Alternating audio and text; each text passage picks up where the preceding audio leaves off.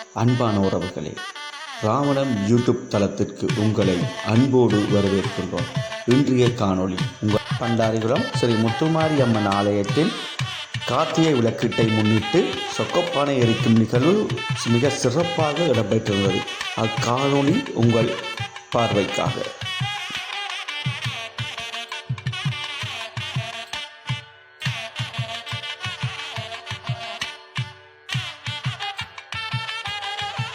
விளக்கீட்டை முன்னிட்டு மாலை 6 மணி அளவில் விசேட வசந்த மண்டப பூசையோடு அம்பாள் உள்வீதி வெளிவீதி வலம் வந்து கிராம மக்களுக்கு அருள்பாலித்திருந்தார்.